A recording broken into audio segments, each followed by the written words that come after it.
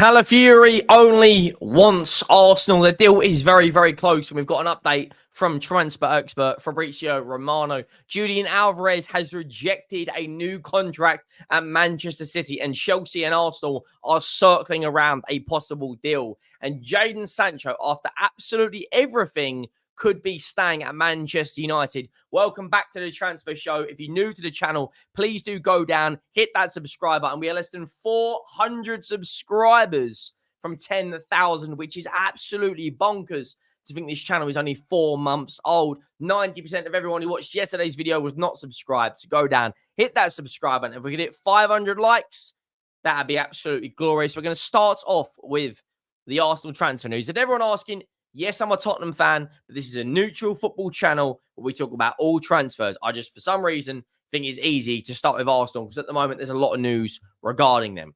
We're starting with Arsenal today. Fabrizio Romano gave us an update earlier today saying, this is about 15 minutes ago, Ricardo Calafori keeps waiting for Arsenal as his only priority. Clubs remain in talks over fee/structure. Now, 3 days ago, Fabrizio Romano put out saying that talks between Arsenal and Bologna are still ongoing. Bologna insist a €50 million fee and no plans to reduce the price tag as they owe Basel 50% to the of that fee. Arsenal want to include add-ons as a key part of the deal, and Calafori only wants Arsenal.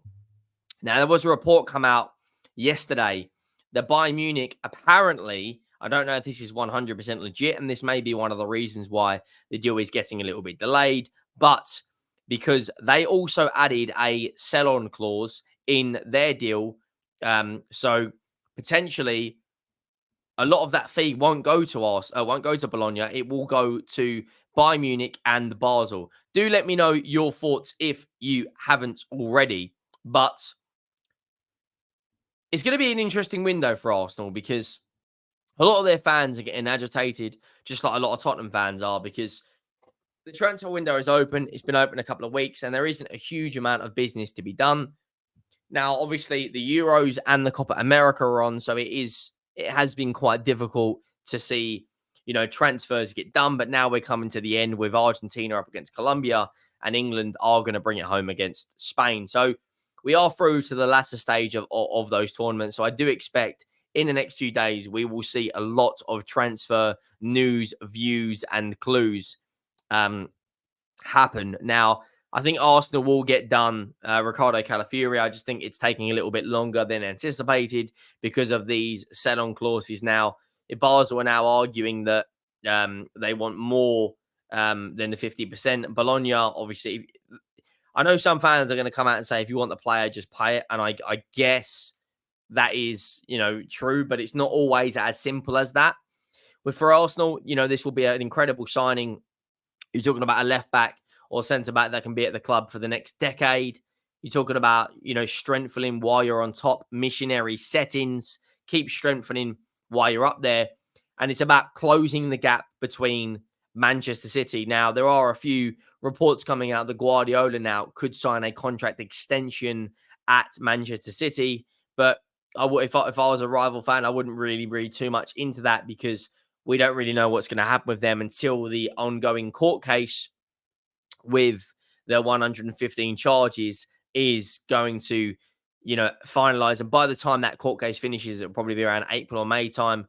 By then, Guardiola's contract will be up. So, who knows what's going to happen. But for Arsenal, it's about strengthening, and trying to do everything you can to close that gap. Now, bit of news regarding Arsenal, Chelsea, and Manchester City is Julian Alvarez has rejected a contract extension, and Chelsea are at the moment one of the favourites for him. But Arsenal have also put their name in there as well. Now, Julian Alvarez, for me, is probably the best backup striker in the world. He is a very, very, very good player for me. And I don't think he's as rated as highly as he should be because Julian Alvarez is a World Cup winner. He's a treble winner. He's a Premier League winner. Turns up in a lot of the big games. He's very good off the bench. When you look at his Copa America record. He's got 2 goals in 4 games for Argentina this Copa America, and he got 4 goals in 7 games in the last World Cup. So he's definitely a big game player. He's won absolutely everything. He's on the verge of winning his second Copa America. His contract expires June 30th, 2028. So there still is a few years left on that. And he only signed the contract back in January 31st of 2022. But there are reports coming out that Chelsea and Arsenal are sniffing around a potential deal. Now, that's the sort of signing that puts Chelsea back into the Champions League. And that's the sort of signing that makes Arsenal win the Premier League. Now, this report is coming out from Chelsea. Chelsea target Julian Alvarez wants to move this summer. Julian Alvarez was strongly linked to a move to Chelsea this summer, but the noise surrounding it has gone a little quiet over late due to the striker playing the Copa America. Still, according to Spanish outlet El Chingarintu, the Argentine has now asking for a move away from Manchester City, perhaps raising hope for a move to Stamford Bridge. Now, look, he could go Stamford Bridge. He could go to the Emirates. He could go abroad. If Julian Alvarez is on the radar, he will be, if he's on the market, he'll be on the radar of a lot of Premier League / European clubs. You're talking about a player that's got a very, very good record for Manchester City in his career. Good record in the Champions League, relatively good record in the Premier League as well. Is he valued at 100 million? You know, he's got 103 games for Manchester City, 36 goals and 18 assists. So he's got over 50 goals, 50 GA in 103 games. He's got 12 GA in 17 in the Champions League. In the Premier League, 30 GA in 67. And he's got 9 goals in 35 for Argentina. Transfer market value him at 90 million euros, which is around 80 million pounds. I think if Manchester City let him go for that's an incredible bit of business to whoever signs him. You know, he ticks all of the boxes for me with regards to Chelsea, what they want to do. You know, they're signing a lot of kids, I'm not wrapped up on Kieran Dewsbury Hall, but I think overall this is the sort of signing that makes Chelsea, it makes them a Champions League club again. You know, the last few years they've had a couple of wobbles. They got into the Europa League. Then Man United won the Man United ended up winning the FA Cup, and now it's about can they get back to the promised land of where they once were. And for Arsenal, it's about strengthening while you're on top, as I said a few minutes ago. And this is the sort of signing that takes them there. Now, moving on to Manchester United, there was a bit of transfer news that come out yesterday saying that Jadon Sancho could leave at Man United, but is likely to stay. And he has sorted out his differences with Erik ten Hag. Now you've got footballing people making footballing decisions. You got a new hierarchy at Manchester United. You got Erik ten Hag, who's going to stay there for, one more season at least, or 2 more seasons. And you've actually got footballing people at the top. I think Jadon Sancho could thrive in that environment. One thing I will say is, though, it's good if you're a Man United fan, it's good that they've, put their differences to one side, because, you don't want that sort of unhealthy, I guess you could say, atmosphere in your football club.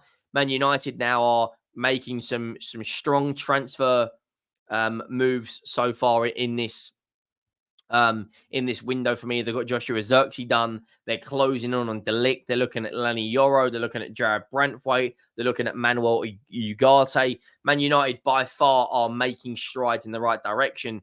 And Jadon Sancho, who had a very good season. I know he didn't get a huge amount of GA last season for Dortmund, but this is a guy who, on his day, is unplayable. He is a top player, in my opinion. Do let me know your thoughts down below with regards to Jadon Sancho.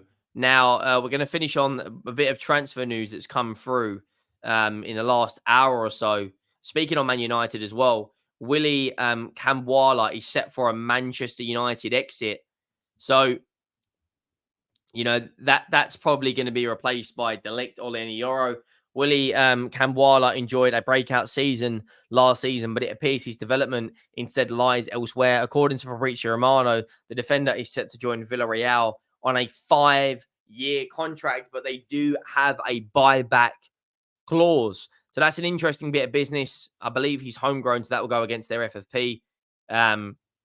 Now, Aston Villa out of nowhere have bidded 50 million and have an agreement in place with Everton for Amadou Onana.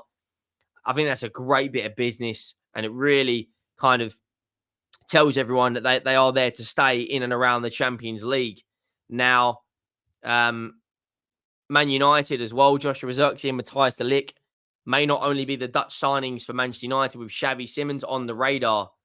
So look, it's going to be, I think it's going to be a very, very interesting bit of business for Man United if they get Xavi Simons over the line. Let me know your thoughts down below if you haven't already. Make sure you drop a like. Make sure you subscribe.